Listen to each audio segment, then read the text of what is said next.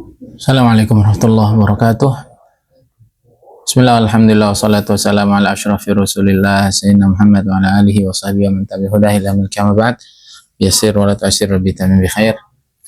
Allahumma la sahlan illa ma ja'altahu sahla wa anta taj'al hazana idza syi'ta sahla kunnana wa la takun alaina wa sahib fis safar wal khalifatu fil ahli wal mal. Yaqulu al-mu'allif rahimahullahu ta'ala wa damana fa bi barakati ulum bikum muslimina fid dharain amin ila an qala. Kita lanjutkan seni berinteraksi Nabi bersama para istrinya dalam part yang keempat. Part yang keempat adalah Nabi SAW sebelum keluar rumah akan mencium istrinya.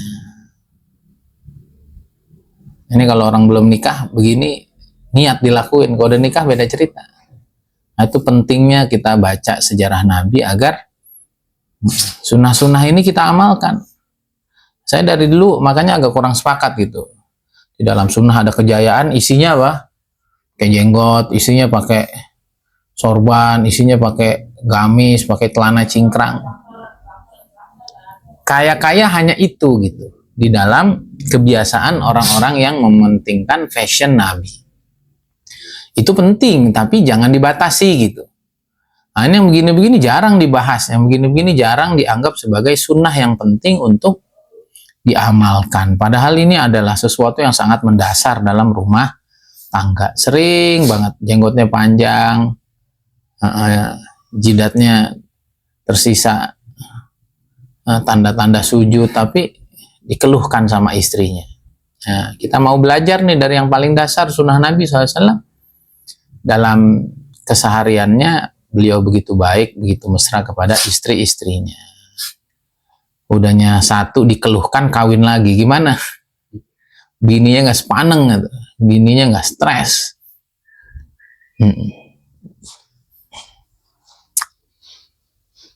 Dari Sayyidina Urwah an Aisyah radhiyallahu ta'ala anha bahwa Nabi SAW mencium sebagian istrinya baru berangkat sholat dan beliau tidak wudhu lagi. Lalu aku bertanya, Sayyidina Urwah, Urwah bin Zubair berarti keponakannya Sayyidah Aisyah, karena anaknya Zubair bin Awam. Zubair bin Awam nikah dengan kakaknya Sayyidah Aisyah, Asma binti Abi Bakar. Jadi keponakannya tanya,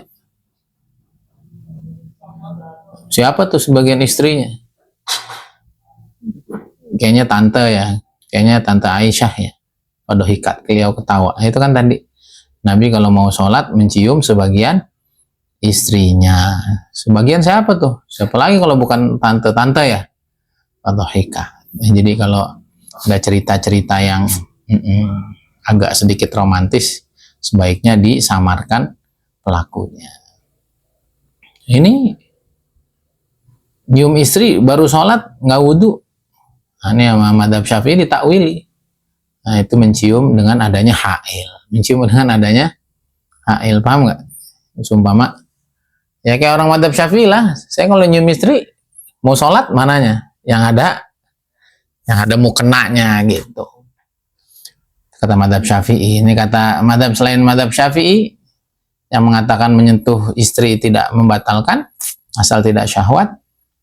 Maka itu dalilnya. Nabi mencium. Nggak ada tulisan hail. Kamu mengada-ngada aja. Nah, ini bukan satu-satunya dalil. Tidak bisa dijadikan satu patokan. Nah, itu madhab Syafi'i mengatakan aula mastumun nisa, saling bersentuhan itu sudah membatalkan. Madhab Hanafi lamastumun nisa adalah berjima. Madhab Malik bersentuhan suami istri membatalkan, tapi harus ada syahwat. Kalau enggak. Kita ada syahwat, nggak ada syahwat, bimujarrodil mulamasah, semata adanya sentuhan. Dengan sentuhan ini ya tentunya apa?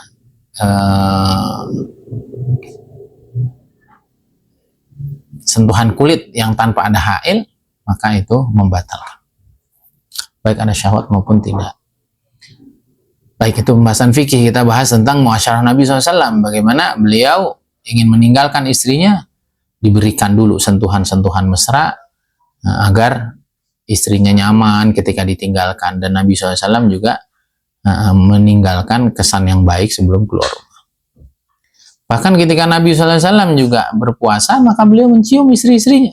Sayyidah Aisyah radhiyallahu taala anhu adalah Nabi SAW. Beliau mencium dan juga beliau bercumbu rayu padahal beliau sedang berpuasa. Mengapa? Wa kana amlakakum liirbih, dan beliau yang paling mampu mengontrol dirinya. Kalau kayak kita ya kalau cium biasa aja nggak apa-apa, tapi kalau kita kan remnya nggak pakem itu. Nah, kita ambil yang daerah-daerah tidak sensitif saja. Tapi kalau sensitif, kita niat ikut saja gitu. Atau kalau kita udah kakek-kakek gitu, seumpama kalau justru menghadirkan madharat, nanti takut puasanya batal, apalagi puasa wajib. Sebaiknya kita mengamalkan hadis ini, mengamalkan contoh Nabi ini di dalam bagian-bagian yang tidak sensitif. Nah, intinya Nabi SAW begitu mesra kepada istri-istrinya, bahkan sebelum beliau beribadah kepada Allah SWT. Kan harusnya kan kalau kita mau ketemu Allah kok ciuman dulu. Wah, kalau kita begitu. Lagi puasa kok. Nabi SAW enggak. Hak Allah ditunaikan secara penuh. Hak adami juga dipenuhi. Kalau kita nggak boleh mau sholat biar khusyuk sama Allah. Udah istrinya nggak dapat bagian, Allahnya nggak dapat bagian, sholatnya nggak khusyuk. Sebelum sholat ngobrol sana kemari, akhirnya sampai masjid ternyata masbuk. Tengah sholat mikirin bisnis. Nah, kalau Nabi SAW nggak, semuanya dipenuhi dengan sempurna. Nabi SAW sering minum dari tempat istrinya minum. Dari Sayyidah Aisyah radhiyallahu taala anha, beliau berkata, aku minum dan aku dalam keadaan haid. Kemudian aku berikan gelas minumku itu kepada Nabi SAW. Lalu beliau meletakkan bibirnya, mulutnya di tempat bibirku, meminum minuman itu di gelas.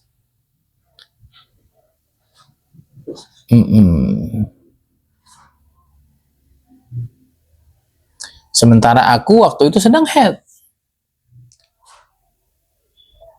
Sementara aku waktu itu sedang haid.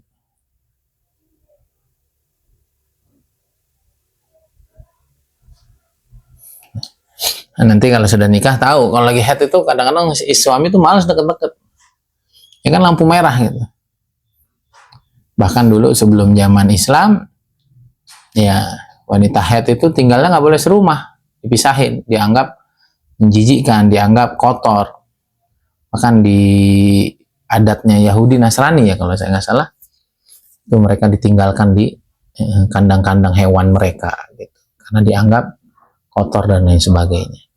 Dalam Islam lah wanita diangkat bahwa walaupun mereka sedang haid dan kita sebagai laki-laki tidak bisa bermubasyarah, tidak bisa bermujamaah dengan mereka, nah kita jangan hanya egois gitu. Mereka juga perlu ditemani walaupun mereka tidak layak kita kumpuli. Nah, itu bentuk kesetiaan, bentuk keharmonisan, dan bentuk ketidakegoisan kita, walaupun kita tidak mengambil kenikmatan dengan mereka, tapi kita tetap mendekat romantis dengan mereka di kondisi-kondisi mereka dalam haid. Dan dalam kondisi haid kan perempuan itu apa? Emosinya tidak stabil.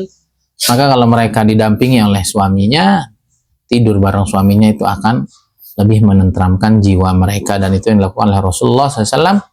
Bukan hanya itu, bahkan Nabi SAW tidak merasa jijik untuk meminum ya, atau meletakkan mulutnya, bibirnya di bagian gelas yang menjadi tempat minum istrinya, dalam hal ini Sayyidah Aisyah radhiyallahu taala anha.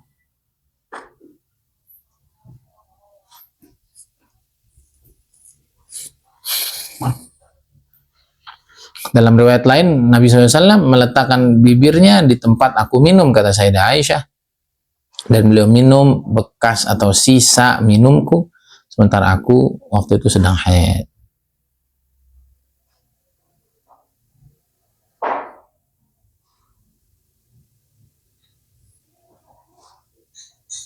Nah, ini kata beliau, inilah bukti kecintaan sejati, bukti puncak keserasian hidup Nabi SAW bersama para istrinya, secara khusus Sayyidah Aisyah radhiyallahu taala anha, bahwa beliau mau minum di titik di mana istrinya minum, sementara istrinya sedang haid. Ya, sebagian orang gitu kalau udah haid, nah dia jauh-jauh, lagi merah ya, sendiri aja sana. Kadang-kadang bercanda doang, tapi kadang-kadang nyatik.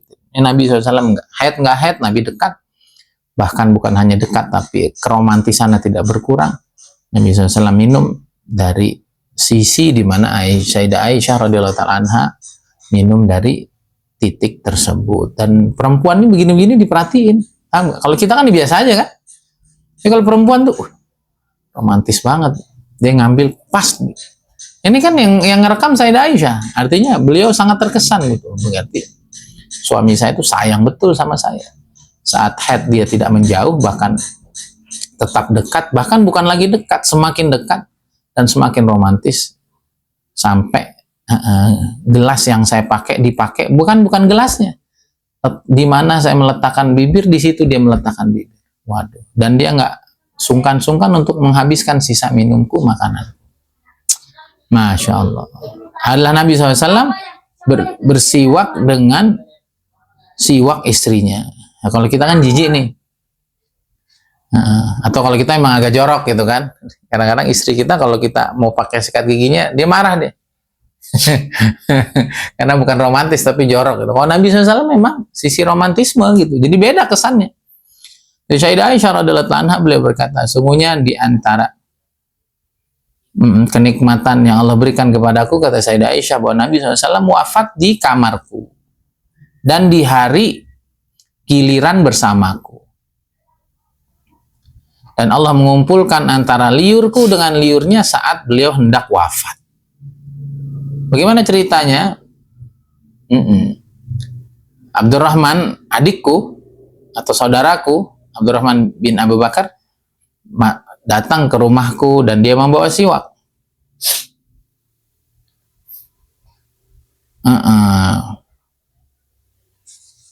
Dan aku sedang bersandar kepada Rasulullah SAW. Maka aku melihat Nabi SAW melihat Abdurrahman. Dan aku tahu bahwa beliau itu suka sekali bersiwak.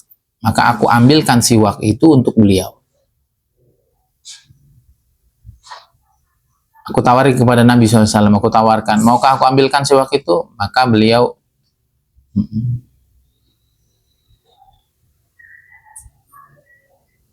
menganggukkan kepalanya sebagai isyarat iya, tolong ambilkan. Maka aku ambil, fashtadda alaihi wa qultu ulayinuhu lak. Kayu siwaknya masih agak keras. Maka oleh Sayyidah Aisyah radhiyallahu ta'ala ditawarkan, maukah aku lembutkan? Artinya dikemut-kemut dulu, kemudian digigit-gigit dulu. Lalu Nabi SAW berisyarat iya. Lalu aku gigit-gigit, aku kunyah, aku lenturkan, baru aku berikan kepada Rasulullah SAW. Fastan nabihi, lalu beliau bersiwak dengannya. Wa huwa mustanidun ila sadri, dan beliau pada waktu itu sedang menempelkan dadanya atau bersandar kepada dadaku. Tadi wa ana musnidatun Rasulullah SAW, bukan beliau yang bersandar ya, bukan Sayyidah Aisyah yang bersandar, tapi beliau menyandarkan Rasulullah SAW di dalam tubuhnya. Artinya Nabi SAW dalam pangkuan, dalam ya di dadanya Sayyidah Aisyah radhiyallahu taala.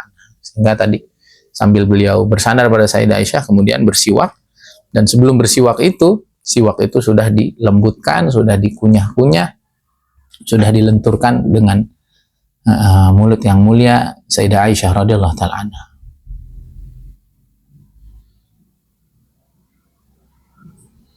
Sungguh Allah telah mengumpulkan antara liur Nabi SAW dengan liur Sayyidah Aisyah di hari terakhirnya.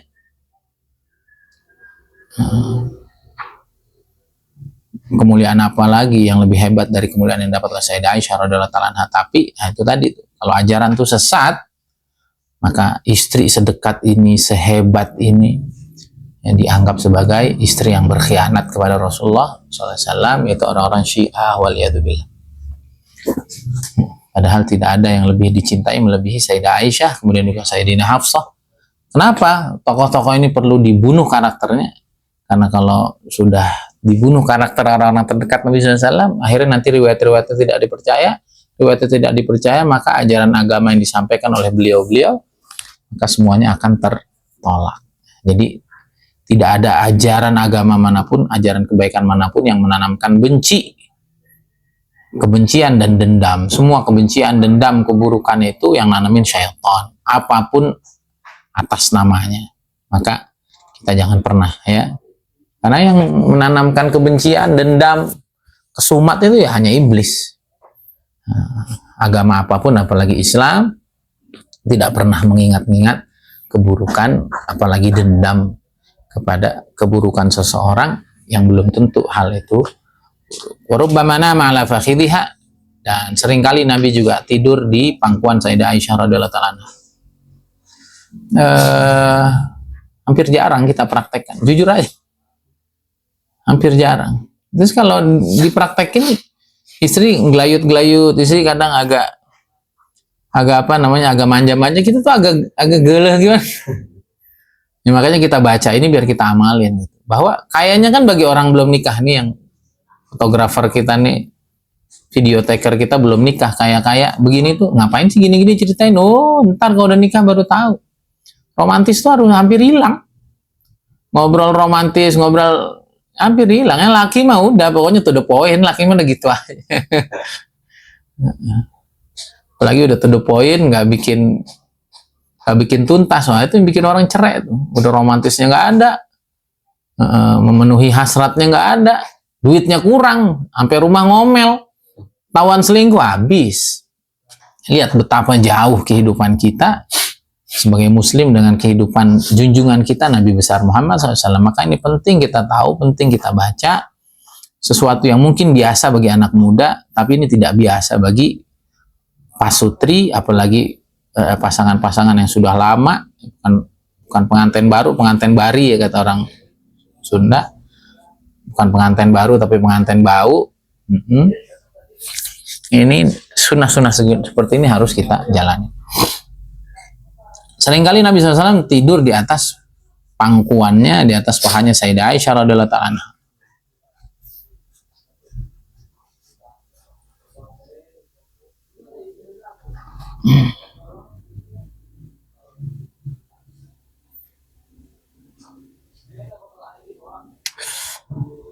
Ketika Sayyidah Aisyah radhiyallahu ta'ala anha membuat rombongan-rombongan itu menjadi telat perjalanannya karena mencari kalungnya yang terjatuh. Sementara waktu itu para sahabat tidak membawa air yang cukup. Akhirnya Sayyidina Abu Bakar itu ngomel-ngomelin anak, namanya anaknya kan, gara-gara kamu terus mau jadi berhenti, udahnya nggak ada air, ini kita mau sholat. Dia omel-omelin, dan ini saya kamu nih gitu. Falaimnauni minat taharuk ila sallam wa rasul ala fakhidi. Dan saya tidak bergerak, saya nggak bisa bergerak, gini-gini kan sakit juga. Kamu nih gitu kan. Tapi saya nggak bisa bergerak, kenapa? Karena saya tidak mungkin bergerak karena Nabi SAW sedang tidur di pangkuanku. Masya Allah. Kalau kita mungkin ikut ngomel juga tuh. Udah sih, ngapain sih gitu-gitu aja dicari, udah lantar aja, ini kesian nih rombongan. Nah, kita tuh sering marah sama keluarga karena nggak enak sama orang. Tapi enak marahin orang terdekat kita. Nah, itu penyakit kita. Jadi biarin aja orang lain marah, biarin aja orang lain tersinggung, biarin aja orang lain menunggu. Tapi jangan sampai itu kita nyakitin. Nah, kita tuh sering banget. Dan jujur aja Al-Fakir kadang-kadang juga 1-2 kali itu terlepas. Gara-gara tamu marah sama anak, ngapain? Tamu juga nggak marah, kita aja yang perasaan, kita aja yang baper. Atau ada orang gara-gara anak kita, gara-gara istri kita jadi nunggu lama, kita jadi ngomel, dong cepetan orang nunggu. Walau orang nunggu juga nggak marah-marah sama kita. Tapi kita tuh kadang-kadang rela gitu orang-orang terdekat kita sakit. Padahal orang-orang jauh itu juga nggak sakit juga. Kalaupun seumpama sakit, ya mereka mah orang jauh, sekali-kali aja datang.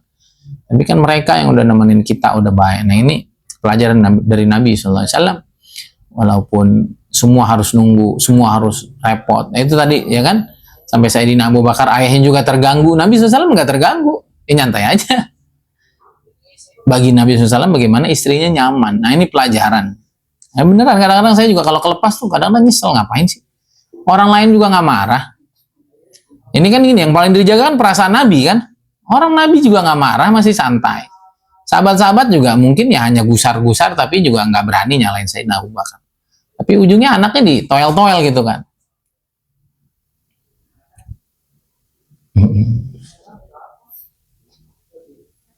Begitulah pergaulan Nabi yang baik kepada istri beliau. Beliau tidak marah, beliau begitu sabar, begitu santun. Bahkan di kondisi yang segenting itu beliau justru tidur di paha atau pangkuan Sayyidah Aisyah radhiyallahu taala anha. Dalam kisah-kisah yang kita sebutkan tadi, betapa baiknya Nabi SAW, romantisnya beliau kepada wanita-wanita haid, dan beliau tidak suka bersikap kasar, menjauh dari wanita haid, berbeda dengan orang-orang ya Yahudi yang mereka tidak mau makan bareng, tidak mau duduk bareng kalau istri-istrinya sedang haid. Adalah Nabi Shallallahu Alaihi Wasallam tidur bersama dalam satu selimut bersama istri-istrinya, sedangkan istri-istrinya haid. Ini lagi-lagi kalau belum nikah nggak tahu ini. Kalau udah nikah, lagi haid, malas amat deket-deket gitu kan. Nabi enggak.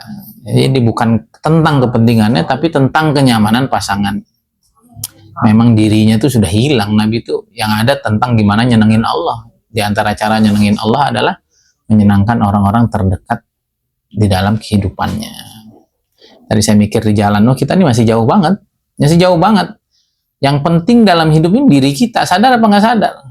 Kita bisa lewat tuh sholat tahajud, bisa lewat sholat subuh, kalau ngantuknya benar-benar, berarti kita mentingin kita apa Allah? Kita.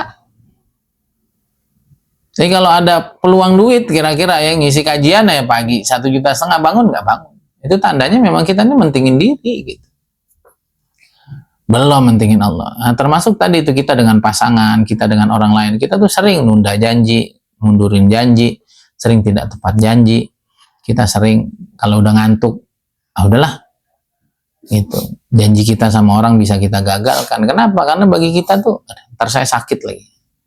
Nah, gitu. Nah, jadi kita perhatikan orang-orang yang sudah sampai kepada Allah itu dirinya memang sudah hilang di hadapan Allah dan di hadapan hamba-hambanya. Nggak apa-apa mereka sakit, nggak apa-apa mereka susah di jalan Allah. Yang penting hak Allah, hak Adam itu terpenuhi. Dan di waktu yang sama mereka nggak sakit. Gitu. Nah, itu masalah juga. Kalau kita ngebela-belain orang, kita ngebelain agama, tapi kita merasa sakit, nanti kita kelihatannya kayak orang tangguh, ternyata tahu-tahu rapuh, ternyata jatuh, marah, dendam sama agama. Ini gara-gara publik saya jadi miskin, gara-gara mondok saya. Nah itu namanya mementingkan urusan yang lain, tapi dalam keadaan diri sakit, nggak boleh juga. Nah orang-orang yang sampai kepada Allah, wali-wali Allah, masyaikh-masyaikh kita, Kiai Uzairon, Habib Umar, dan yang lainnya itu tidurnya udah hampir nggak ada. Waktu tidurnya kadang diberikan untuk orang yang mau curhat sama beliaunya, takazah yang belum beres, dan lain sebagainya. Kenapa? Karena baginya, yang gimana Allah seneng, gimana orang lain seneng, gimana orang terpenuhi, kadang-kadang dirinya. Kalau kita enggak. Orang lain boleh nunda, yang penting kitanya puas. Nah ini, selama kita begitu, kita akan susah dan jauh untuk mencapai target yang sebaik-baiknya kepada Allah dan punya kedudukan yang besar di dalam hati hamba-hamba Allah. Dari Sayyidina Ummu Salamah radhiyallahu anha berkata, tatkala aku bersama Nabi SAW sedang tidur bersama dalam satu selimut, tiba-tiba aku haid. Maka aku akhirnya menyelinaplah untuk meninggalkan Nabi, lalu aku mengambil pakaian khusus aku haid. Lalu Nabi SAW tanya, kamu haid ya? Aku jawab iya. Maka Nabi SAW manggil, sini lagi tidur, sini tidur bareng lagi. Padahal beliau sudah menyelinap untuk memisahkan diri dari Nabi SAW. Lalu Nabi SAW memasukkan aku lagi ke dalam selimutnya.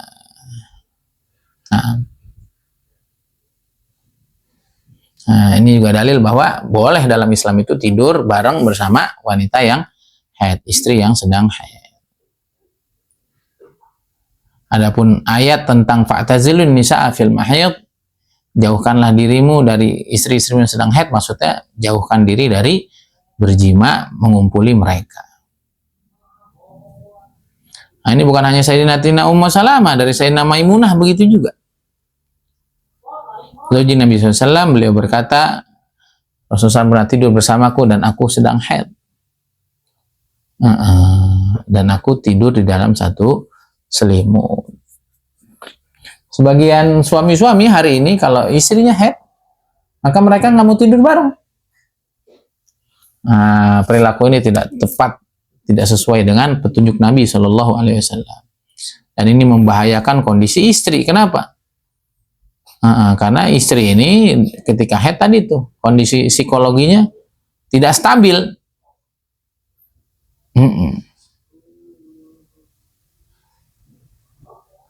Maka ketika dalam kondisi tidak stabil, perlu ketenangan, perlu kenyamanan, dibersamai suami. Kok dijauhin suami? Nah, nanti jadi makin uring-uringan. Kadang-kadang jadi ngomel-ngomel, anak yang kena marah lah. Kadang-kadang macam-macam itu. Akhirnya jadi, nah, Nabi SAW paling ngerti sekali tentang kondisi psikologi seorang. Maka justru dalam kondisi haid itu, walaupun beliau tidak dapat bagian kan gitu. Itu tadi itu, memang Nabi itu SAW udah hilang itu. Kepentingan dirinya total hilang. Dan bagaimana perilakunya hanya pengen nyenengin orang. Dan itu ujungnya nyenengin Allah Subhanahu wa Ta'ala. Kalau kita kan ya lagi haid, lampu merah nih kan gitu. Akhirnya lupa, kalau dia ingat sendiri-sendiri, lupa tentang apa yang orang lain nyaman kan. Lupa tuh bahwa istrinya lagi perlu pendampingan. Nabi SAW nggak, dirinya hilang. Yang ingat adalah ini istriku sedang tidak stabil psikologinya, kondisi badannya juga tidak normal, kan ada rasa sakit itu haid itu. Apalagi baru-baru haid gitu, sehingga Nabi SAW menganggap bahwa ini justru perlu pendampingan, jangan justru ditinggalkan. Tetapi sebagian suami-suami hari ini justru tidak demikian.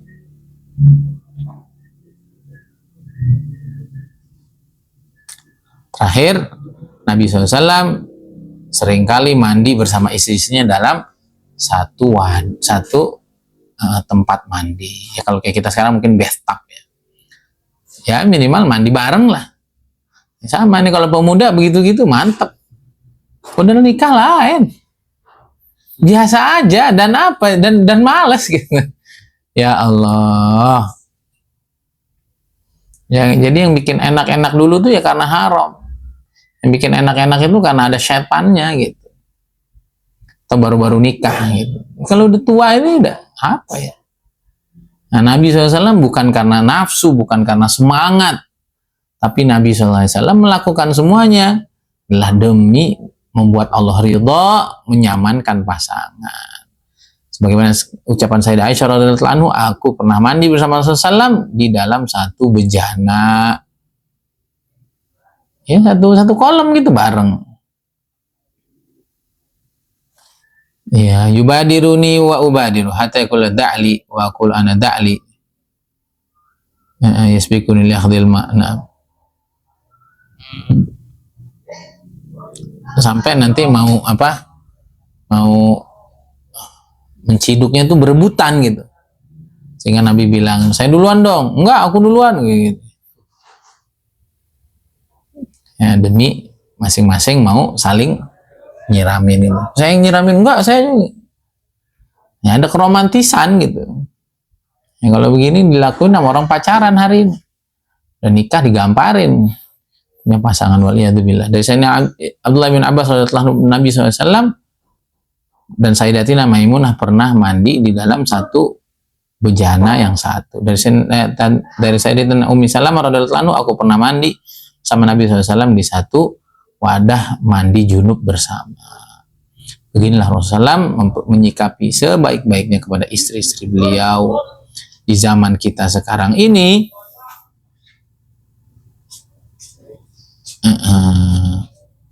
Jarang sekali laki-laki mau tidur satu selimut dengan istrinya, mau makan bareng, dengan sebab adat yang mereka warisi dari orang-orang tua mereka yang tidak membiasakan itu. Maka kita penting membiasakan sunnah Nabi SAW ini. Nah, inilah rumus orang nggak bercerai, rumus orang tidak KDRT, rumus orang tidak berselingkuh. Ya begini, sudah cukup dengan istri. Memberikan yang terbaik kepada istri. Istri ujungnya memberikan yang terbaik sama suami. Sehingga nggak ketemu belayan-belayan, ucapan-ucapan romantis, sentuhan-sentuhan yang sangat intim di luar rumah. Kenapa? Karena udah dapat di rumah. Nah, hari ini kita ke rumah tinggal capek, tinggal tidur, tinggal ngomel. Ya. Dengan istri tidak ada komunikasi intensif, tidak ada waktu yang kita berikan. Tidak ada tadi itu romantisme yang terbangun sebagaimana Rasulullah SAW tadi. Mau kemana-mana cium dulu, mandi bareng, makan bareng, bahkan piringnya bareng, bahkan tempat di mana istrinya makan, kita juga makan di situ, tidur di pangkuannya. Ya, apa namanya? Kadang-kadang memakai alat-alat kebersihan, alat mandi bersama dan lain sebagainya. Mandi bersama ini yang hilang. Yang tadi saya bilang sering banget hari ini tuh sunnah ubudiyah doang. Dalam sunnah ada kejayaan, dalam sunnah ada kejayaan, tapi di rumahnya KDRT, di rumahnya nafkah nggak diberikan. Nah, ini kita sebagai ahli ilmu perlu meluruskan ini semua. Bukan hanya kepahaman orang lain, tapi perilaku kita dan mereka. Bagaimana betul-betul sunnah-sunnah nabawi ini betul-betul kita amalkan dalam hidup kita. Dari yang paling ringan, dari yang paling sederhana, khususnya dalam muasyarah kebersamaan kita dengan orang-orang sekeliling kita, secara khusus orang-orang terdekat. Inilah yang dimaksud dengan di balik sunnah ada kejayaan. Bahkan nanti itu, balik sunnah ada kejayaan, orang bisnis diomongin. Iya, bisnis itu bagian dari sunnah. Selama nggak melakukan yang haram, tidak meninggalkan yang itu kebaikan. Orang kerja dibilang dunia, ya. Orang kuliah, sekolah tinggi-tinggi dibilang buat apa kuliah loh? Kan thalabul ilmi fardhatun ala kulli muslim. Utlubul ilma minal mahdi ilal lahdi. Kadang-kadang selalu kata-kata sunnah itu ditempelkan kepada apa namanya? Ibadah Nabi, kepada perjuangan Nabi, dakwah Nabi, kepada fashion Nabi. Tapi sendi-sendi kehidupan yang lain dan itu sifatnya sangat universal itu kadang-kadang kita tidak terbahas. Maka penting kita mengkaji sirah Nabi SAW dari beberapa unsur dan sikap beliau bermuamalah dengan orang sekelilingnya. Semoga ini menambahkan khazanah kita untuk kita ittiba'us sunnah, untuk kita menjadikan beliau qudwah dalam segala segi kehidupan kita. Hadza billahi taufik, semoga bermanfaat. Assalamualaikum warahmatullahi wabarakatuh.